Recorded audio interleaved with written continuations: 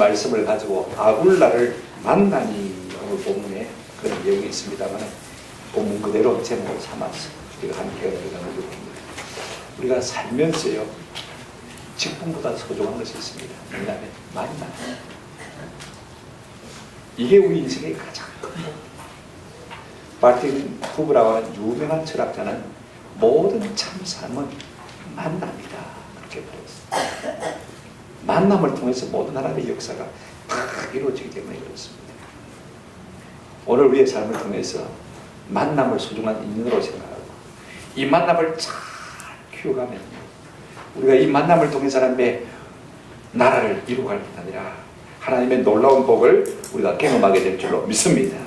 이 만남을 지속적으로 잘 발전시켜 나가는 사람은 계속해서 성장하는 사람이지만은 만남을 하찮게 생각하는 사람은요 날마다 해보고 있는 사람.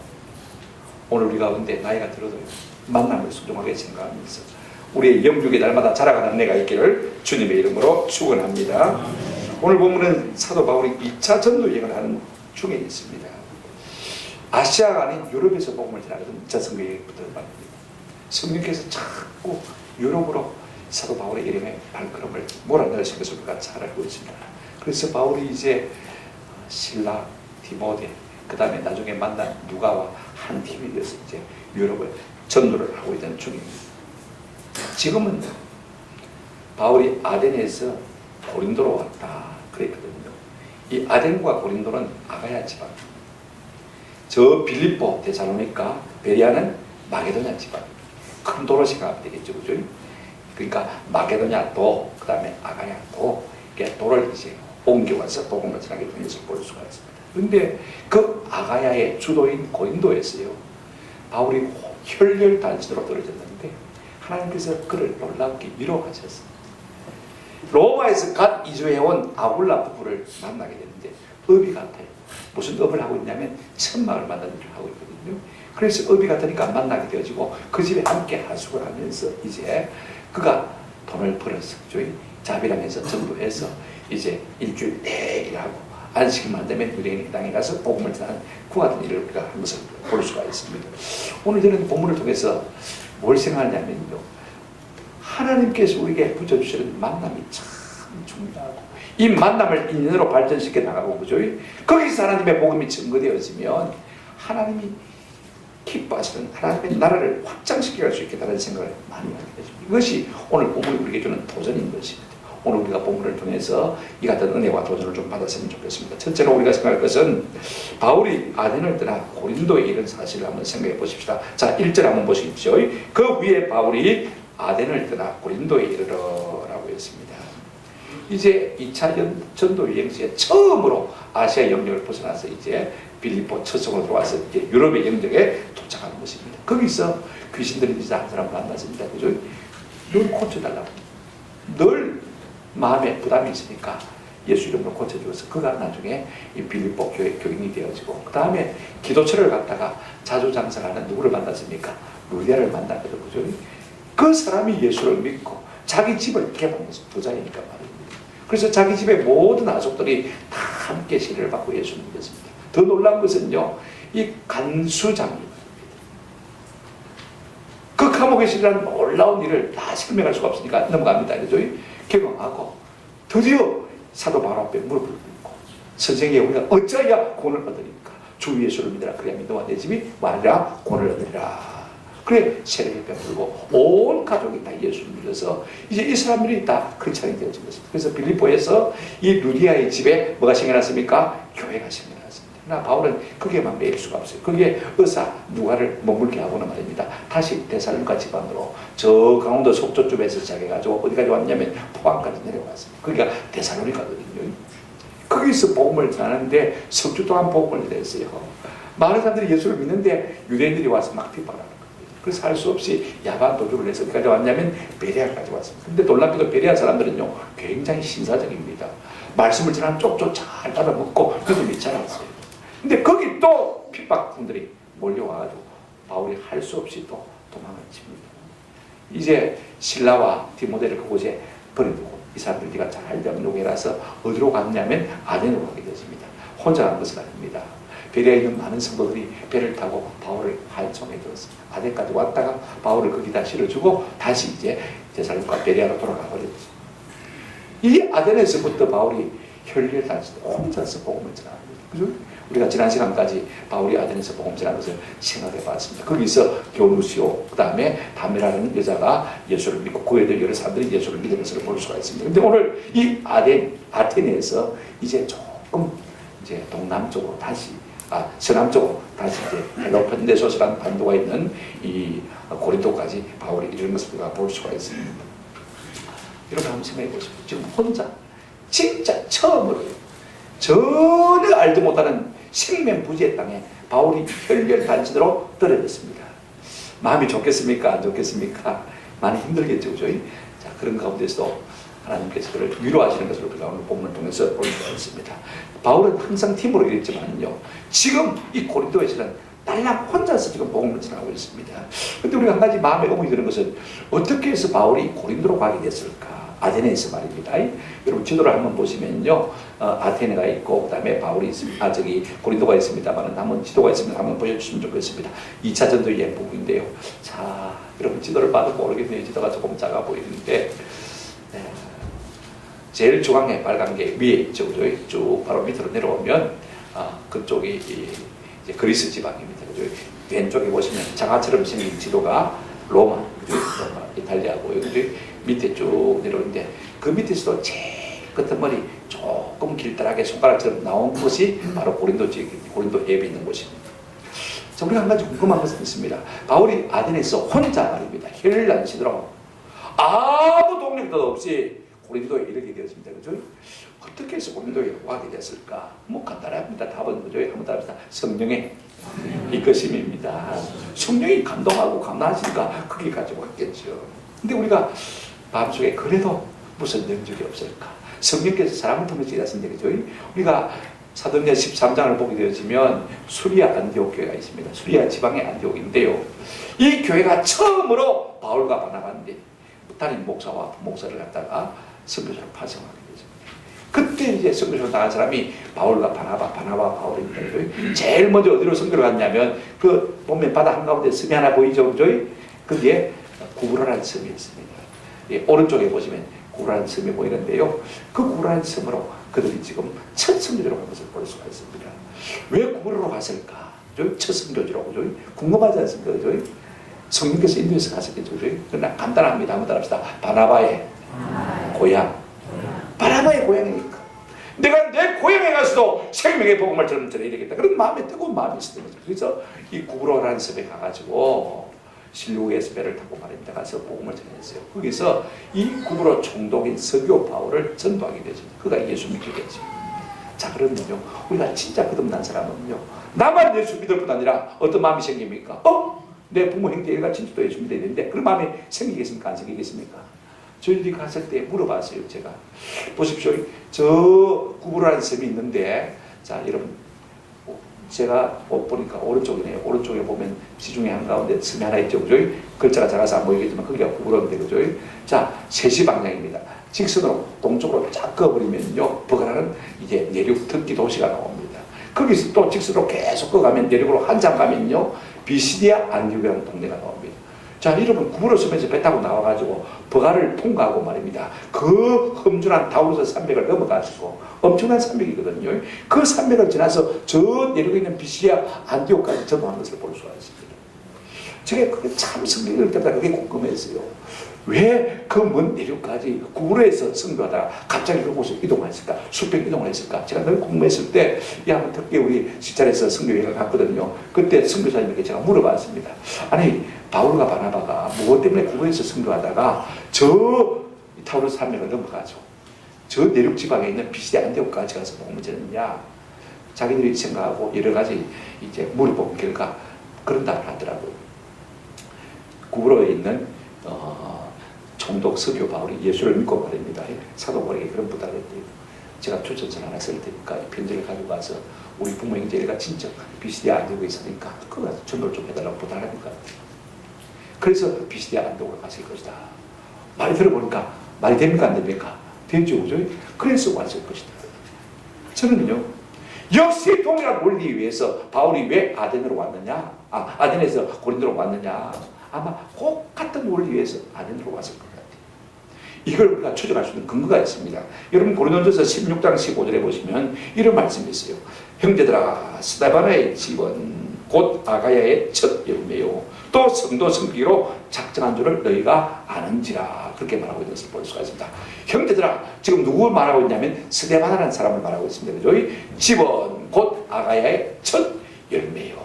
이 스데바나 가정 가문이요, 제일 먼저 아가야 지방에서 예수를 믿었다는 것입니다. 자, 조금 여러분 생각하셔야 됩니다. 조금 좋을지 모르는데 한번 생각해 보십시오. 여러분, 아가야 지방은 아덴과 고린도 지역을 포함하는 도라고 그랬죠, 그죠? 근데 여러분, 이 아가야에서 제일 먼저 복음을 전한 곳이 어디입니까? 아덴이죠, 그죠? 아덴이 먼저고 나중에 고린도입니다. 그런데 지금 말을 어떻게 하고 있습니까? 스데반이라는 사람이 고린도 교회에 있는 스데반이라는 사람이 있는데 그가 아가야 지방에서 제일 먼저 뭘 믿었다? 예수를 믿었고 그 집이 교회를 하고 있다. 그 말인 것입니다. 그러면 이상하지 않습니까? 바울이 어디에서 먼저 복음을 전했습니까? 아덴에서 먼저 복음을 전했는데 첫 열배가 어떻게 해서 고린도 지방의 사람입니까? 이해가 안 되지 않습니까? 자, 이유를 알 수 없지만 우리가 17장 34절을 보게 되어지면 아덴에서 바울이 전도할 때 몇 사람이 믿었어요.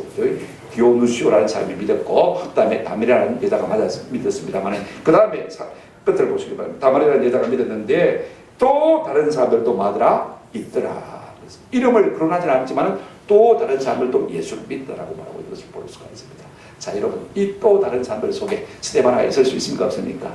있을 수가 있습니다. 고린도 사람이기 때문에 이 아덴 사람의 이름만 쓰고 안 썼습니다만요, 이 스데반아라는 사람이 무슨 연유인지 모르지만 사업자 아마 아덴에 갔겠죠.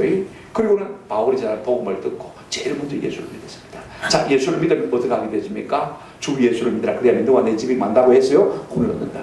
틀림없이 생명의 복음을 자기 식구들에게 전하고 싶은 거예요. 그래서 그가 예수를 믿고 난 다음에 바울에게 부탁을 했을 것 같았어요. 여기서만 복음을 전하지 말고 우리가 사는 고린도에 와서 뭐 해주십시오? 복음을 전해 주십시오. 이렇게 부탁을 했으니까 바울이 고린도로 가자는 겁니다. 우리가 이렇게 쫓아갈 수가 있습니다. 그죠? 제가 말씀드리고 싶은 것은요, 우리가 주 안에서 작은 인연을 무시하지 않을 수 있는 은혜가 있기를 주의 이름으로 축원합니다. 복음은 이런 방식으로 자꾸 증거되어지고 하나님의 나라가 이런 방식으로 증거되어지고 교회가 이런 방식으로 성장하는 거지. 누구를 만났어, 이야기를 들었어, 복음을 좀 전해달라, 복음을 전했어요. 그게 우리 교회를 나오게 돼요. 이런 방식으로 지금 복음이 점점 확장되고 있는 것을 볼 수가 있습니다. 그렇다면 여러분, 고린도는 어떤 도시인가? 자, 여러분, 한가운데 다시 제일 빨간 글이 공조의 제일 밑으로 오면 손가락 끝 같은 게 하나 탁 튀어나와 있죠. 펠로폰네소스 반도인데 말입니다. 지금은 이 고린도에 가면요, 운하가 있어요. 사람들이 억지로 이제 수평으로 이제 바다를 터놨습니다. 왜냐하면 이렇게 폭 튀어나온 지역으로 배가 돌아서 가야 되니까 굉장히 소외거든요. 그러니까 운하를 파가지고 말입니다. 그 운하를 왔다가 갔다가 하면 배가 빨리 왔다 갈 수도 있고 여러 가지 물자적으로 전략을 할 수 있는 거죠. 지금은 고린도 운하가 아주 중요하죠. 여러분, 고린도 운하 한번 인터넷에 쳐보시면요, 아주 아름다운 운하를 발견할 수 있을 것입니다. 양대륙을 연결하는 이 펠로폰네소스 반도에 있는 것을 볼 수가 있습니다. 그 당시에 고린도는요, 인구 60만 정도 도시입니다. 그러니까 로마의 제국의 큰 도시, 4대 도시 가운데 한 도시로 포함될 정도로 인구가 많은 아주 잘 사는 그런 동네인 것을 볼 수가 있습니다. 여러분이 미술 시간에 배웠지 않습니까? 건축 양식 가운데 도리아 양식이 있고 이고니아 양식이 있고 그 다음에 고린도 양식이 있습니다. 자, 제일 앞에가 무엇입니까? 도리아 양식입니다. 그죠? 그 다음에 가운데가 이고니아 양식이고 그 다음에 제일 오른쪽이 고린도 양식인데, 여러분, 어느 것이 제일 아름다워 보입니까? 갈수록 그죠? 아름다워 보이죠. 기둥이 주민하거든. 그죠? 이게 건축 양식에서 고린도 양식인데, 그러니까 그만큼 고린도가 문화 예술적으로 했다고요? 뛰어났다. 그러니까 부유한 잘 사는 도시였다. 그렇게 이름을 알 수가 있습니다. 옛날에는 우리가 학교에서요, 이스미안 경기라고 배웠을 것입니다. 고대 올림픽 경기가 네 곳에서 있었는데, 올림푸스에서 열리는 올림픽 경기가 매 4년마다 열리고요. 이게 이스미안 경기, 지금은 이스미안이라면 아이들이 못 알아들어요. 한번 따라합시다. 이스터미아. 발음 그대로 하거든요. 이스터미아 경기라고 합니다. 매 2년마다 고린도에서 열렸습니다.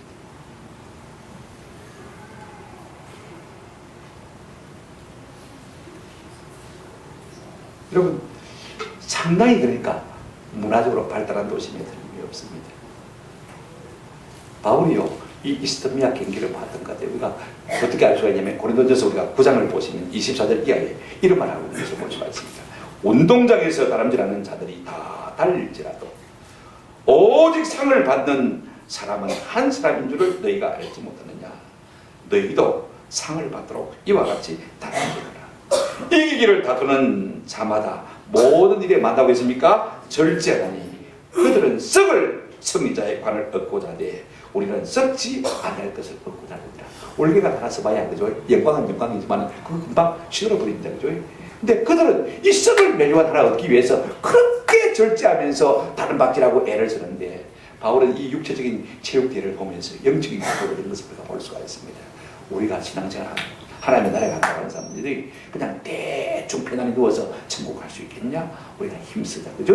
절제하자. 그렇게 부탁하고 있는 것을 우리가 볼 수가 있습니다. 그러니까 이 경기를 받아 말입니까? 안 받아 말입니까? 고린도 사람들도 다 알고 있거든요. 그러니까 다 알고 있는 이야기를 지금 말해주고 있는 것을 볼 수가 있습니다. 그런데 이 고린도에서 가장 유명한 신전이 아프로디테 신전입니다. 영어로는 비너스라고 말하는데 말입니다. 해발 575m의 발 이상이 있습니다. 그런데 이곳에요, 유명한 것이 뭐냐면 여사제가 청명년했어요. 뭐 때문에 여사제가 청명년했냐면요, 남자들이 주로 신전에 올라가는데 그 신전에 올라가서 뭐냐면 그 신전에서 공공연하게 매춘 명을 합니다. 여러분 신전의 곳이 그런 곳입니다. 여러분 고대 신전은 다 거의 비슷해요. 그러니까 여러분 그 당시에 문화가요, 이 고린도라는 도시가 얼마나 엄란했겠는가. 여러분 영어 사전에 한번 찾아보시기 바랍니다. 고린도로 한번 찾아보시면 고린도가 하면요, 한번 들어갑시다. 엄란한 사람. 옛날부터 그렇게 불렀어요. 얼마나 고린도 사람들이 엄란했으면요, 아예 그냥 고린도라는 말이 대명사처럼 말입니다. 엄란한 사람으로 그렇게 쓰여지는 것을 볼 수가 있습니다. 제가 왜 이야기를 하냐면요, 또 하나 우리가 여러분 심리학에서 오이디푸스 콤플렉스를 우리가 잘 알죠. 이 오이디푸스 콤플렉스가 뭐냐면, 이제 아이들이 태어나면 남자아이는 자연히 누구를 좋아하게 돼 있습니까? 엄마를 좋아하게 돼 있고, 그 다음에 여자아이들은 누구를 좋아합니까? 아빠를 좋아하죠. 이성을 좋아하는 것을 우리가 오이디푸스 콤플렉스라고 합니다. 그런데 우리가 오이디푸스 콤플렉스를 많이 알지만은요, 이 오이디푸스라는 이 왕자가 고린도의 왕자인 것을 아는 사람 별로 없습니다. 고린도 왕자입니다. 그죠? 이거 우리가 참고로 기억하시면 좋겠고요. 이렇게 고린도에 바울이 왔습니다만 우리가 한 가지 꼭 기억해야 될 것이 있습니다. 바울은 경건한 유대인입니다. 그죠? 이방 나라에 왔습니다. 이방 도시에 왔습니다. 세속과의 묶임이 가득합니다. 음란이 방탕합니까? 전혀 다른, 전혀 생소한 문화를 지금 접하고 있는 것을 볼 수가 있습니다. 저는 우리 한국이 제게는 자꾸 생소하게 느껴져요. 가면 갈수록 생소하게 느껴져요. 우리가 어릴 때 살아본 한국은 이런 한국이 아닌데 지금 우리 한국이 너무 변했어요. 잘 살면서 너무 변했어요. 이런 사회주의가 되어도 너무 많이 사회주의가 되었어요. 그래서 생소함을 참 많이 느껴요. 이런 나라에서 내가 어떻게 살 수 있을까? 마음이 저기 낙심돼서 이민 가고 사는 사람들도 종종 있는 것을 우리가 볼 수가 있습니다만요. 바울이 이 고린도에 도착했어요. 그들의 세속, 그들의 방탕을 보면서 자괴감을 느꼈어요. 내가 이곳에서 어떻게 복음을 전할 수 있을까? 그 증거를 우리가 어디서 볼 수 있냐면 9절에서 볼 수가 있습니다. 밤에 주께서 관상 가운데 바울에게 말씀하시되, 한번 더 합시다. 두려워하지 말며 침묵하지 말고 말하라.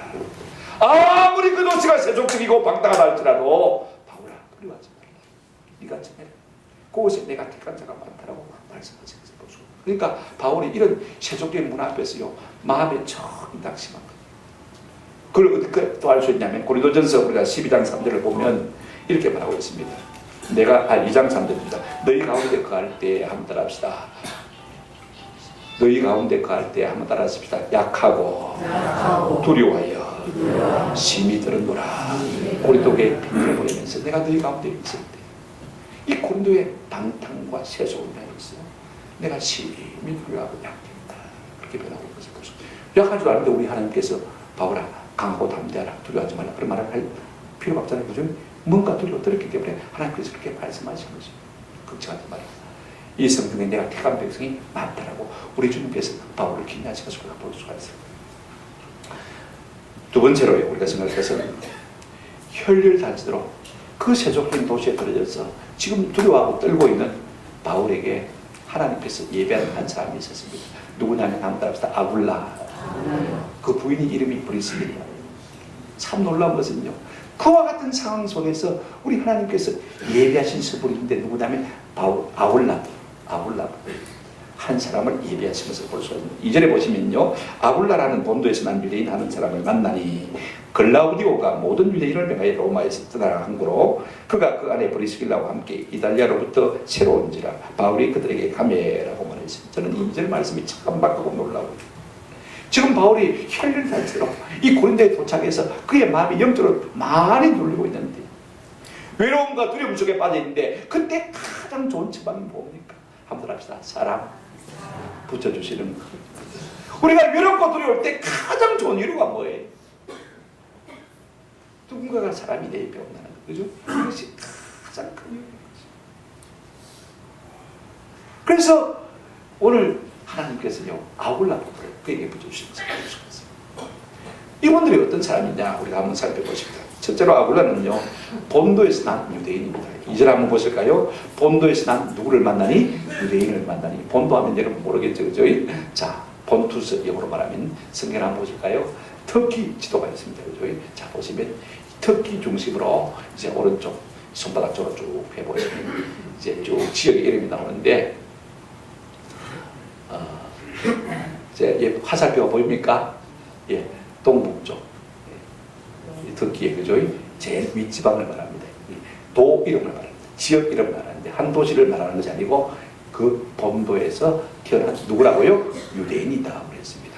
자, 바울도 누굽니까? 유대인입니다. 그죠? 그도 사실은요, 디아스포라 아닙니까? 그죠? 그가 다말에서 태어나가지고, 다소에서 태어나가지고 사람입니다. 그런데 누구를 만나냐면 본도에서 태어나가지고 본도에서 살한 유대인 한 사람 만났는데 그 이름이 뭐라고 했습니까? 아굴라. 그러면 여러분, 유대인이 왜 이렇게 본도에까지 살았습니까? 주전 586년에 유대나라가 어디에 망합니까? 바벨론에 망하죠. 그죠? 그때 많은 사람들이 포로로 끌려가기도 했지만은 많은 사람들이 이 나라에 도무지 못 살겠다고 멀리 이주로 갔습니다. 이 본도 쪽으로 갔는데 아마 아브라함이 살았던 갈대아우르를 찾아간 것 같아요. 제 생각에는요. 그래서 이제 몇 대째 지금 그 후손들이 지금 그 속에서 살다가 자라고 있는 것을 볼 수가 있습니다. 그런데 더 놀라운 것은요. 이 본도에서 태어난 유대인 아굴라가 어디에서 살았다고 했습니까? 로마에서 살았다고 말하고 있습니다. 본문을 보십시오. 자, 2절 한번 다시 보시면 이렇게 말하고 있습니다. 자, 아굴라라는 본도에서 난 유대인 한 사람을 만나니 글라우디오가 모든 유대인을 명하여 어디에서 떠나라? 로마에서 떠나라. 로마에서 추방력을 내렸어요. 그래서 지금 현재 고린도에 왔다 그 말이거든요. 자, 여러분 참 미안한 것은요.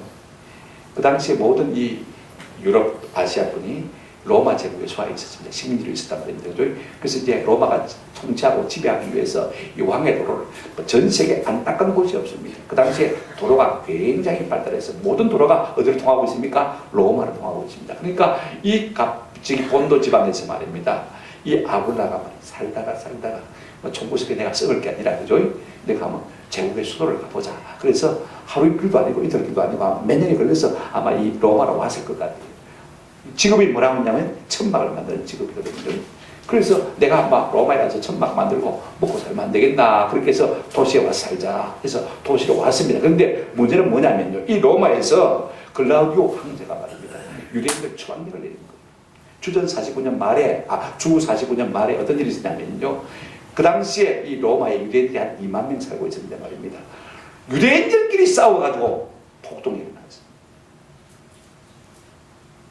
유대인들이 로마 시민에게 반발한 것이 아니고 자기들끼리 싸웠어요. 근데 기록에 보면 크리스토스로 말미암아 이 반란이 일어났다 이렇게 말하는데 가만히 생각해 보니까 크리스토스하면 크리스토스하고 발음이 비슷하죠, 그죠? 아마 이 말은 이렇게 생각하면 될 것 같아요. 유대인들 가운데 예수가 메시아다, 아니다, 메시아다, 아니다. 그래 싸워가지고 자기들끼리 폭동이 일어난 것 같아요, 그죠? 그러니까 로마 황제가 어떻게 했냐면 로마에 시민권이 없는 사람은 다 추방하고 내보낸 것입니다. 그러니까 지금 이 아굴라 부부가요 강제로 추방돼서 오갈 데가 없이 된 상태에서 어디로 왔습니까? 고린도로 왔다 이렇게 보면 되겠습니다. 그래서 자비랑 이제 사역을 하는 바울을 만나게 되는 것입니다. 중요한 것은 이것입니다. 한번 생각해 보십시오. 우리가 아굴라 입장에서 한번 생각해 보시기 바랍니다. 잘 살다가 쫓겨나거든요. 한 나라에서 다른 나라로 쫓겨나. 그럴 때 여러분 물질적으로, 육체적으로, 심리적으로, 정신적으로 얼마나 힘들었겠습니까? 그죠? 여러분 우리도 정처 없이 어디로 이사를 간다고 생각해 보십시오. 마음이 얼마나 힘들겠습니까? 물질적으로 얼마나 손해가 되겠습니까? 놀라운 것은 저는 그렇게 생각합니다. 한번 따라합시다. 하나님은 우리를 흔들어서 복을 주시는 겁니다. 어려운 가운데서 그 로마에서 고린도까지 이주를 해왔습니다만 여러분 우리에게 오는 모든 어려움들이요 벌러온 거죠. 하나님께서 한번 흔들어서 그 마음을 강하게 만들어서 예수를 심어주려고 진짜 성령을 우리에게 주시려고 우리의 마음을 흔들고 계신 줄로 믿으시기를 주의 이름으로 축원합니다. 오늘 우리가 무슨 일 때문에 마음이 힘들든지 육체가 힘들든지 뭐 굉장히 어렵든지 간에 하나님은요 벌로 우리를 흔드시겠다고 이 모든 일을 통해서 우리에게 진짜 소중한 것을 주시기 위해서 우리를 흔들어 주시는 하나님이라고 저는 믿습니다. 아멘. 이 같은 믿음이 좀 있으면요 우리가 얼마든지 이길 수가 있어요. 그래서 바울 이 아굴라 부부가요 고린도에 먼저 도착했는데 나중에 온 누구를 만납니까? 바울을 만납니다. 바울을 통해서 복음을 듣고 예수를 믿고 예수님의 사역자가 되는 것을 우리가 볼 수가 있습니다. 영적인 복을 받아 평생 바울을 돕는 복음의 일꾼으로 동력자로 아름답게 쓰임받는 것을 우리가 볼 수가 있습니다. 오늘 우리의 삶도 마찬가지입니다. 우리의 삶을 뿌리지 않는 고난과 어려움이 있습니까? 저는 하나님께서 영육 독간에 놀라운 복을 주실 줄로 믿습니다. 중요한 것은 그래요. 그러면 그들 부부가 왜 하필이면 그 로마 제국에 그 많은 도시들이 있을 터인데 말입니다. 고린도로 갔으니까. 한번 따라합시다. 목구멍이 포도청입니다. 먹고 살기 위해서 왔겠지. 지금 아굴라 부부가 하는 직업이 뭐라고요? 천만을 만들어요. 유대인들은 태어나면요, 아무리 랍비라도 우리말로 말하면 선비할지라도 말입니다. 기술학까지는 복 가르쳐줘요. 내가 학문이 쓸 데는 없지만, 그러나 기술은 쓸 데가 있습니까? 없습니까?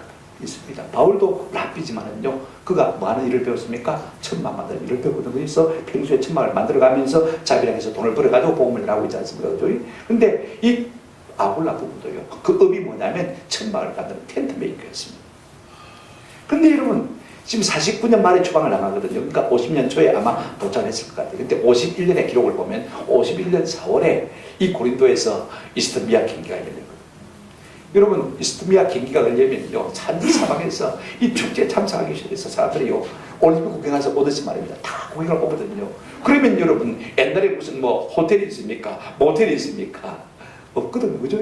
그렇다고 해서 당장 치울 수도 없잖아요. 그러니까 그런 경기나 축제가 있을 때마다 뭘 쳐서 사람을 수용했냐면 텐트, 천막을 만들어주는 거죠. 근데 마침 아울라의 직업이 뭡니까? 천막 치는 거죠.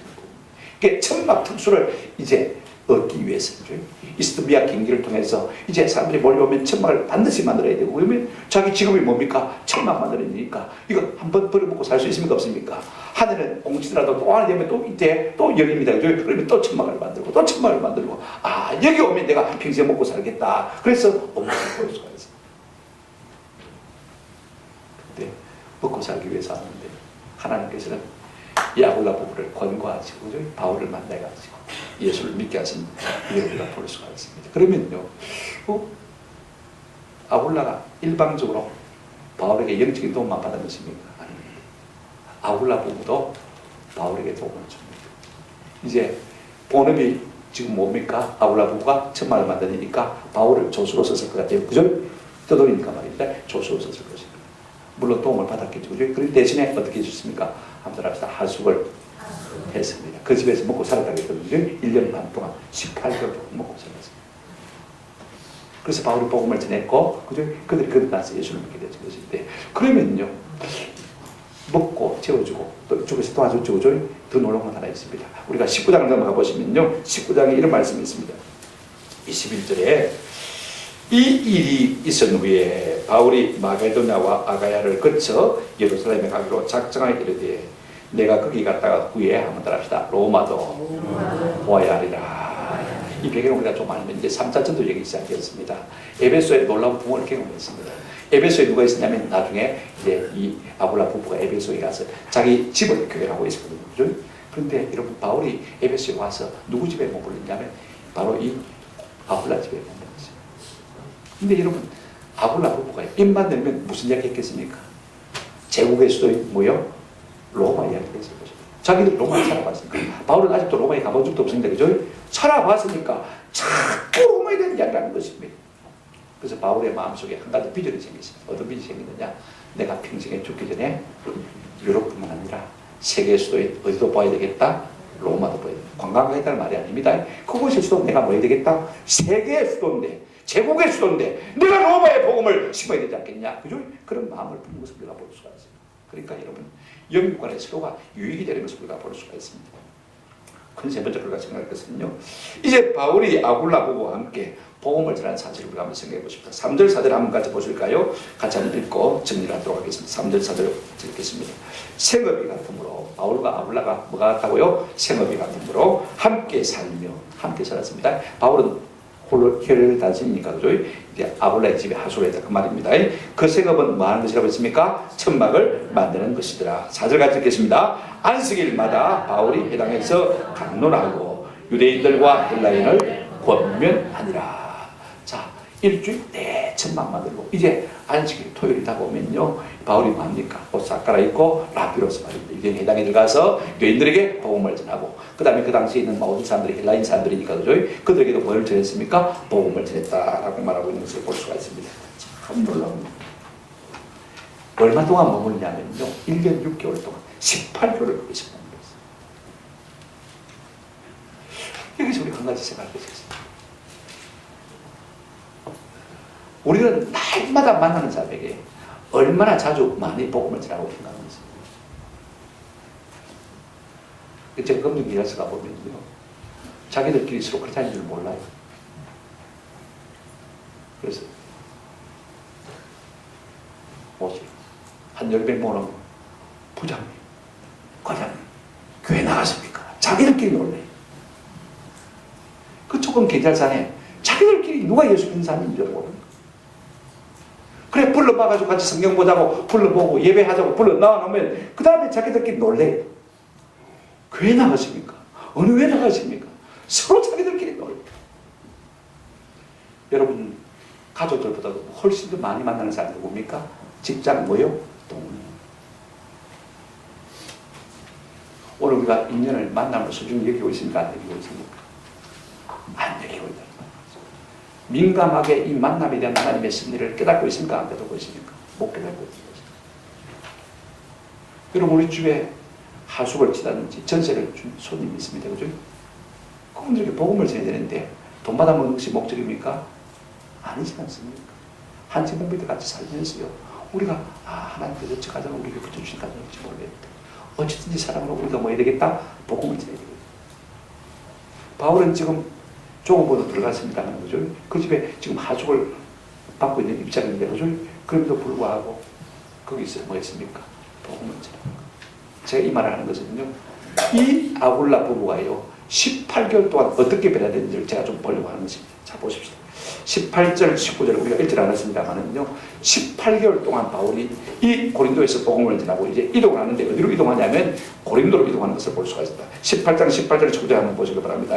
바울은 더 이른 날 머물다가 형제들과 작별하고 배 타고 수리아로 떠나갈새 브리스길라와 아굴라도 마드라 함께 하더라. 바울이 일찍이 서원에 있으므로 캥거레에서 머리를 깎았더라. 에베소에 와서 그들을 거기 머물게 하고 자기는 회당에 들어가서 유대인과 많이 변론하는 자. 아까 에베소가 어디냐면요. 이제 딱 3시 방향으로 저 고린도 이제 좀 큰 지도가 나왔네요.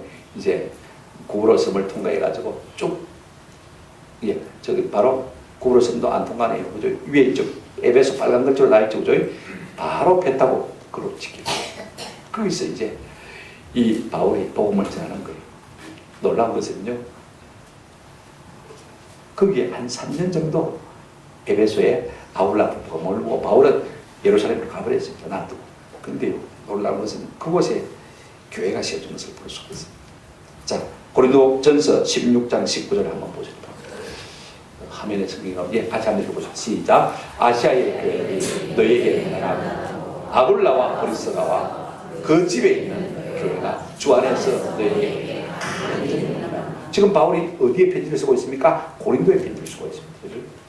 지금 옛날에 고린도에서 복음 전했습니까? 안 전했습니까? 전했죠. 그때 누가 있었습니까? 어비 같은 누가 있었습니까? 아굴라 부부가 있었잖아요. 그죠? 근데 아굴라 부부가 지금 어디 있었냐면 이사 왔냐면 에베소로 이사 왔거든요. 그래서 지금 에베소 아시아에 있는 교회가 너희에게 고린도 교회 분한하는데 너희 교회를 떠나온 지금 누구도요? 브리스가와 아굴라 부부도 그의 집에서 교회를 하는데 그 집의 교회가 너희에게 간절히 뭐 한다고 했습니까? 문안한다고 했습니다. 아니까 간절히 안부를 전한다. 그렇게 말하고 있는 것을 볼 수가 있습니다. 여러분 한 3년 지났어요. 근데 여러분 보세요. 이 아굴라 부부가요. 에베소에서 자기 집에 뭐 하고 있습니까? 교회를 하고 있습니다. 할렐루야. 만남을 소중히 여기는 교회가. 거기서 복음을 전했더니 바울의 아주 귀중한 동력자인 것을 볼 수 있습니다. 더 놀라운 일이 하나 있습니다. 로마서를 한번 넘겨서 보시면요. 바울의 로마 교회 성 편지인데 16장 3절부터 5절까지 한번 보시면 로마서 16장 3절부터 5절까지 너희는 그리스도 예수 안에서 나의 동력자들이 누구와 브리스가와 아굴라에게 로마의 편지를 쓰면서 왜 브리스가와 아굴라 부부에게 말하라? 그렇게 말합니다. 조금 전에 어디 있었습니까? 에베소에 있었거든요. 한 3년의 세월이 지난 다음에 이 바울이 로마서를 쓰게 되는데요. 그 당시에 이 에베소에 머물던 아굴라 부부가 어디로 왔습니까? 로마로 갔습니다. 자, 그 다음 계속 읽어볼게요. 그들은 내 목숨을 위하여 자기들의 목까지도 내어놓았나니 나뿐 아니라 이방인의 모든 교회로 그들에게 받으니라 감사합니다. 그 다음 말이 참 중요합니다. 5절 시작. 또 저희 집에 있는 교회도.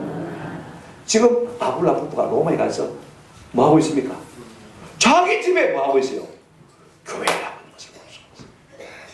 여러분, 우리가 성경에 눈을 닦고 봐도요, 사도들이 또 바울이 로마에 가서 복음 전했다는 말이 없습니다. 근데 로마에 교회가 있습니까? 없습니까? 있습니다. 그럼 어떤 사람들이 예수를 믿어 로마의 교회를 세웠을까? 우리가 두 가지 가능성 생각해 볼 수가 있습니다. 예수님이 복음을 전하실 때, 유대 명절이 되면 로마에 있는 사람들이 예루살렘으로 다 왔습니다. 그때 복음을 들은 사람들이 예수를 믿고 가서 교회를 했을 것이고, 그 다음에 이 아굴라처럼 말입니다. 어디 또 다른 나라에다가 바울에게서 복음을 듣고 그들이 로마에 가서 살면서 뭐 했습니까? 교회를 본 것입니다.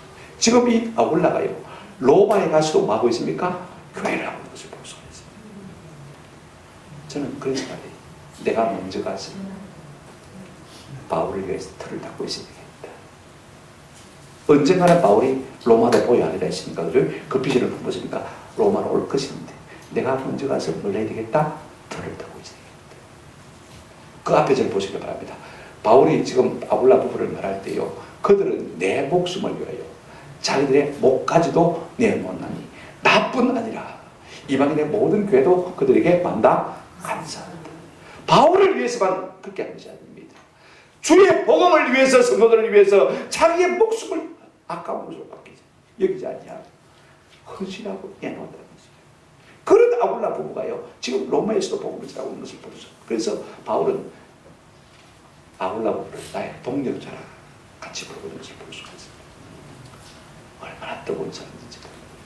안도인 너에게 묻는다는 시에 보면 이런 직구가 있습니다. 연탄재 함부로 발로 차지 말라. 너는 누구에게 한 번이라도 뜨거운 사람이 있는데, 저는 이 아굴라 부부는요, 연탄재 발로 함부로 차도 될 자격이 있다고 생각합니다. 자, 보십시오. 바울을 위해서 자기 목숨까지 또 내어놓았다. 오늘 우리는요, 어떤 것도 발로 함부로 찰 자격이 없습니다. 얼마나 우리가 한 사람을 뜨겁게 사랑하는 적이 있습니까? 한번 생각해 볼 필요가 있을 겁니다. 그런 모습에 이 아굴라라는 이름이 성경에 6번이나 기록되어 있는 것을 볼 수가 있습니다. 말년에 바울이 죽기 전에 제일 마지막으로 쓴 편지가 뭐냐면 디모데후서거든요. 디모데후서 4장 19절에 보면요, 그의 영진 아들 디모데에게 편지를 쓰면서 이렇게 편지를 쓰고 있는 것을 볼 수가 있습니다. 한번 읽어보실까요? 시작. 브리스가와 아굴라와 및 오네시포로의 집에 마라 문안하라. 이제 죽음이 임박해 있을 때 바울이 이 아굴라 부부를 기억하고 그들에게도 네가 꼭 안부를 전해달라고 간곡히 부탁하고 있는 것을 볼 수가 있습니다. 그런 무엇이 있기 때문에 여러분, 바울이 이렇게 이 아굴라 부부를 귀하게 여긴 것을 볼 수가 있습니다. 여러분, 이 아굴라 부부가요, 그들의 삶의 터전자, 사업적 기반이 구축되어 있는 제국의 수도 로마에서 하루아침에 추방을 당한 것, 죽음과도 같은 고통이 있을 것이고 절망이 있을 것입니다. 살 길을 찾아서 경년으로 열리는 이스미아 경기에 특수로 텐트를 만들기 위해서 그가 고린도에 갔습니다만, 하나님은요, 이 아픔을 무엇을 통해서 위로하셨습니까? 복음을 통해서 위로하신 것을 볼 수가 있습니다. 복음을 통해서 위로하실 뿐 아니라 바울을 통해서 복음을 받게 하시고 바울의 아름다운 동력자로 사용하신 것을 우리가 볼 수가 있습니다. 만약에 그들이 고린도에 와서 텐트 메이커로만 살았다면요, 2000년 전에 그들은 한 줌의 흙으로 살았을 것이고 누구도 역사에서 그를 기하지 못할 것입니다. 흔적도 없이 사라졌을 것입니다. 그러나 그들이 그곳에 이주해서 바울을 만났기 때문에 놀라운 영적인 복을 받고 바울의 복음의 동력자가 되어진 것입니다. 단순히 구원받은 사람이 아니라 하나님의 나라의 영광을 위해서 살아가는 복된 사람이 되어진 것입니다. 저는 말씀을 맺으면서 부탁을 드리고 싶습니다. 하나님, 우리의 외로움도, 우리의 만남도, 우리의 인연도 주장하셔서 하나님의 나라를 확장시키는 일에 사용하신 것을 볼 수가 있습니다. 이런 원리를 우리가 본다면요, 우리가 어떤 만남도 소홀히 여기지 않는 은혜가 있기를 주님의 이름으로 축원합니다. 좀 민감하게 끼어있으면 하나님께서 이를 통해서 어떤 일을 이길 수가 있습니다. 그래서 우리가 사랑하고 그들을 위하고 존경합니다. 우리가 이런 만남, 우리가 이런 인연을 소중하게 여길 때 하나님께서 우리에게 더 큰 사람들을 자꾸 보여주는 것입니다. 오늘 진호 행정하는 날. 우리 진호 행정하던 나이라고요. 우리가 환대하니까 이 아이가 얼마나 우리 교회 이국인지 모릅니다. 아침 딱 출근해서 제 퇴근할 때까지 교회 경비를 다 쓰고 주차장 정리 잘하고. 어제는 주보를 들고 와가지고 목사님 주보에 내 이름이 있어요. 주보 마지막 면 보시면 김은경자매 인도에서 주진호 인도자 됐죠. 지 이름을 보면 얼마나 좋아하는지. 스마트폰을 들어놓고 찬송을 부르는데 울면서 불러요. 안 믿는 사람, 미친 사람이라고 그러거든요.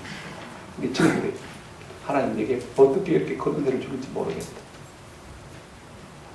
그런 사람도 하나님께서 사용하시면 사람도 복음의 일꾼이 될 줄로 믿습니다. 우리가 이런 사람을 귀하게 여겨요. 어떤 직분이 중요한 것이 아니라 우리가 만나 인연을 귀중하게 여길 때 거기서 하나님의 나라의 놀라운 확장이 이루어질 수 있는 복을 주실 줄로 믿습니다. 우리가 그런 사람을 귀하게 여기면요, 하나님께서 진짜 소중한 사람을 우리에게 붙여주시고 진짜 아름답게 사용할 사람을 이렇게 붙여주는 것입니다. 우리 정현종 시인의 방문객이라는 시, 제가 몇 개 액자를 만들어서 우리 교회에 붙여놨습니다만은요, 참 시가 너무 아름다워요. 이분이 이렇게 표현합니다. 사람이 온다는 것은 실로 어마어마한 일이다. 그는 그의 과거와 현재와 그리고 그의 미래와 함께 오기 때문입니다. 전 존재가 우리 가운데로 온다는 것입니다. 한 사람의 일생이 오기 때문에 한 사람이 온다는 것, 너무 소중한 만남이었습니다. 부서지기 쉬운, 그래서 부서지기도 했을 마음이 오는 것입니다. 그 갈피를 아마 바람은 더듬어 볼 수 있는 마음. 내 마음이 그런 바람을 흉내낸다면 한번 더 합시다. 환대가 될 것이다. 그분의 아픔, 그걸 어루만질 수 있는 그런 마음이 우리 가운데 있기만 한다면, 바람 같은 마음이 우리가 있기만 한다면 누구든지 우리가 끌어안고 누구든지 용납하고 누구든지 환영하고 환대할 수 있는 그런 사람이 될 것이다. 하나님은요, 이런 만남을 소중히 여기는 사람에게 자꾸 사람을 붙여주시고 그로 말미암아 하나님 나라가 확장되게 하시는 은혜를 주시는 줄로 믿습니다. 우리에게도 이런 바울과 아볼라의 만남이 있기를 주님의 이름으로 축원합니다. 아멘.